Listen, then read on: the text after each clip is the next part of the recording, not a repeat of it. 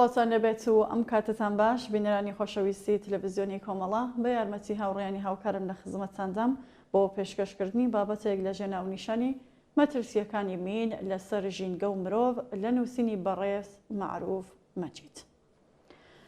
شەک و گومان لەوەدانیا کاریگەریە ژینگەیەکانی مین لە دوای کۆسایی هاتنی شەڕەکان لە مەترسیدارترین و درێژخایەنترین کاریگەریەکانن لەسەر ژینگە و سروشت.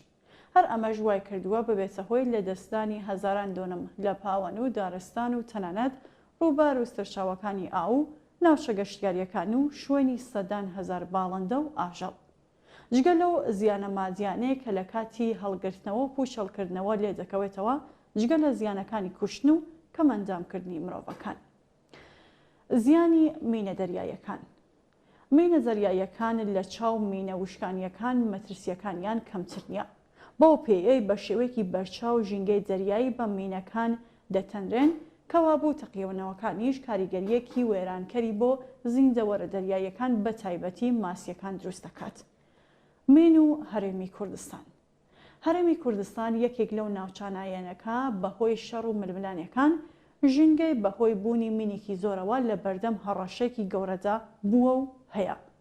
لە ماوەی 50 ساڵی ڕابردوودا بەهۆی ئەو بارودۆخەی بەسەر کوردستان داهاتووە بوردمان، مین ڕێژکردن، سووتاندن و تەنانەت کیمیابارانی ناوچە جیاجەکانی کوردستان هەموو ئەوانە بوونەتە هۆی ئەوەی کە بەشێکی زۆری ژینگەی ڕووبەڕی شێواندن و پیسبوون بوونەتەوە. بەپێ ئامار و ئەنجامەکانی ڕووپێوی 776,000 کیلومتر دووجا لە ژینگەی هەرێمی کوردستان بەهۆی مینەوە پیسبووە.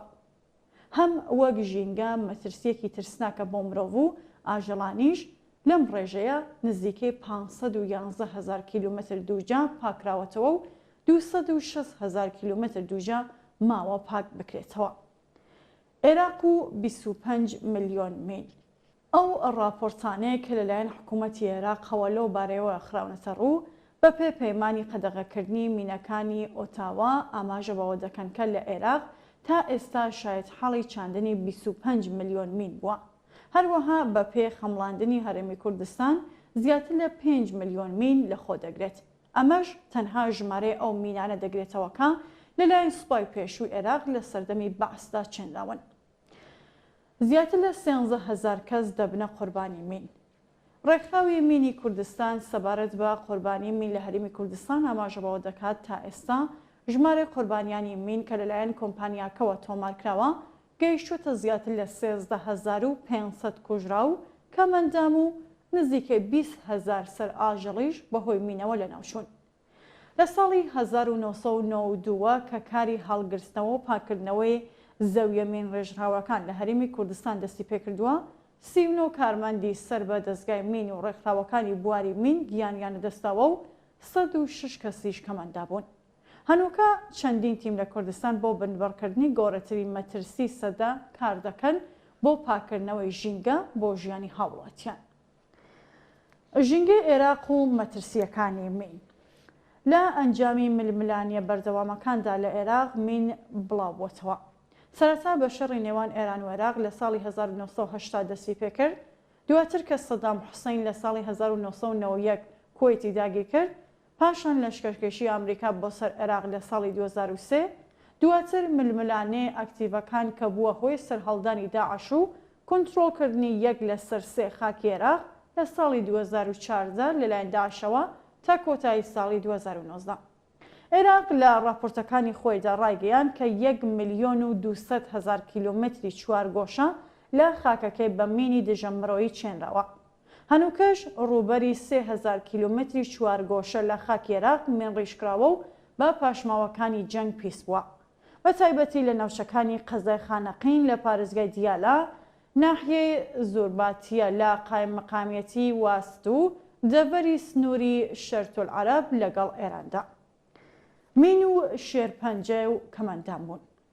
پاشماوەی شەڕ و پیسکەرە تیشکدەرەکان بووەتە هۆی زیادبوونی ژمارەی توشبووانی شێرپەنجە بە تایبەتی لە پارێزگای بەسرە کە مانگانە 400 حاڵەتی توشبوون بە نەخۆشی شێرپەنجە تۆمار دەکرێت. بە پێداتەکانی دەستەی مافی مرۆڤ لە عێراق ژمارەی خاوەن پێداویستی تایبەتەکان لە ئەنجامی تەقینەوەی مین و پاش ماوەی جەنگ گەیشتووەتە 22,685 کەس. هەر بە پێی راپۆرتی دەستەی مافی مرۆڤ لەو ڕێژەیە 20,975 کەس لە ڕاگەزینێن و ژمارەی مێینەکان 710 کەسە. دەستەکە ئاماژەی بەوەش کردووە کە ژمارەی ئەو کەسانەیە کە بەهۆی تەقینەوەی مینەکان گیانیان لەدەستاوە گەیشتووەتە 29,859 کەس. مین مانگانە 800 کەس دەکوژێت. بەپێی خەمڵاندەکان لە ساڵی 2019دا زیاتر لە 102 ملیۆن مین لە سەرتاسەری جیهاندا چێنراون و تا مانگی تەشرینی یەکەمی 2020 6 وڵات و ناوچە بە مینی دژە میرۆیی پیسکراون. لەکوێ 6 وڵاتەکە 33 وڵاتیان لایەنی ڕێکەوتنامەی قەدەغەکردنی مینن. بۆ هەڵگرتنەوە و پوشەڵکردنەوەی هەموو مینەکان لە جیهاندا بڕی 50 بۆ 100 ملیارد دۆلاری تێدەچێت و بە لەبەرچاوگرتنی ئەوەی کە زۆربەی وڵاتانی زیان لێکۆتوو لەباری ئابوووریەوە هەژارن و بۆ هەڵگرتنەوە و پوشەڵکردنی مینەکان بارگرانیەکی زۆر دەکەوێتە سەرشانیان. ئامارە نێودەوڵەتیەکان باس لەوە دەکەن کە لە هەر سەعاتێکدا 2 کەس بەهۆی تەقینەوەی مین لە جیهاندا گیانە دەستەدەن و مانگانە لە جیهاندا 800 کەس بەهۆی مینەوە دەمرن. ڕێکخراوی نەتەوە یەکگرتووەکان بە پێ بڕیارنامەیە کۆبوونەوەی گشتی لە ساڵی 2005دا 4 نیسانی هەموو ساڵێکی بە ڕۆژی جیهانی هۆشیاری لە مەترسیەکانی مین ناوزەت کردووە.